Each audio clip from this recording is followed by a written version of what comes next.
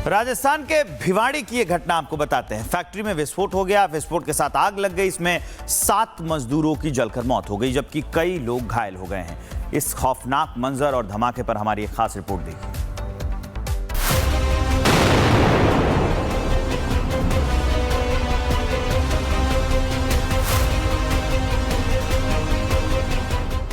Factory में तेज धमाकों के साथ भड़की आग, जिंदा जले 7 मजदूर, कई घायल।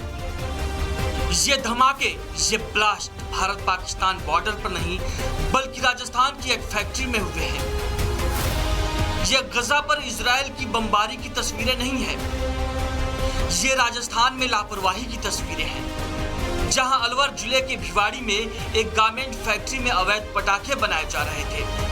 लापरवाही ऐसी थी कि एक के बाद एक कई धमाके हुए और हर तरफ धूल ही धूल छा गई। घटना के समय फैक्ट्री में 16 मजदूर काम कर रहे थे। धमाके के बाद आग इतनी भीषण थी कि 7 मजदूर जिंदा जल गए, जबकि कई मजदूर घायल हो गए। दरअसल फैक्ट्री रेडीमेड गारमेंट्स के नाम पर रजिस्टर्ड थी, लेकिन पिछले 15 दिनों से मेन गेट बंद करके पटाखे बनाए जा रहे थे।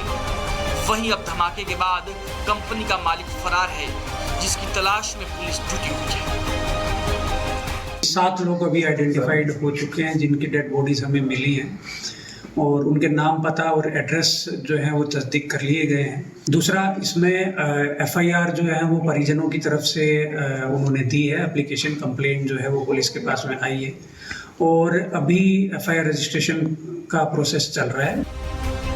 ये हादसा अवैध उद्योगों और मजदूर सुरक्षा की अनदेखी को उजागर करता है।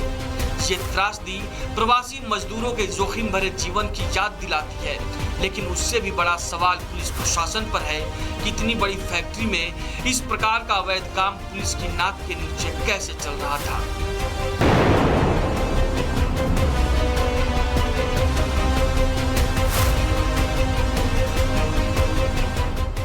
फैक्ट्री में तेज धमाकों के साथ भड़की आग, जिंदा जले 7 मजदूर, कई घायल। ये धमाके, ये ब्लास्ट भारत पाकिस्तान बॉर्डर पर नहीं बल्कि राजस्थान की एक फैक्ट्री में हुए हैं।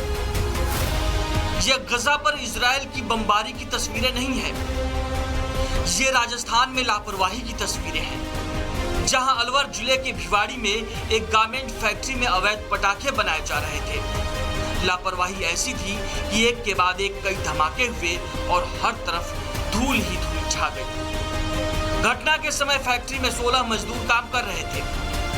धमाके के बाद आग इतनी भीषण थी कि 7 मजदूर जिंदा जल गए, जबकि कई मजदूर घायल हो गए। दरअसल फैक्ट्री रेडीमेड गारमेंट्स के नाम पर रजिस्टर्ड थी, लेकिन पिछले 15 दिनों से मेन गेट बंद करके पटाखे बनाए जा रहे थे। वहीं अब धमाके के बाद कंपनी का मालिक फरार है, जिसकी तलाश में पुलिस जुटी हुई है।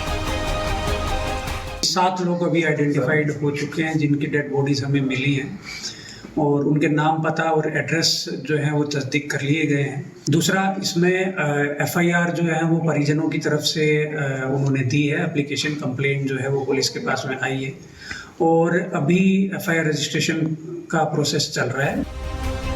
ये हादसा अवैध उद्योगों और मजदूर सुरक्षा की अनदेखी को उजागर करता है।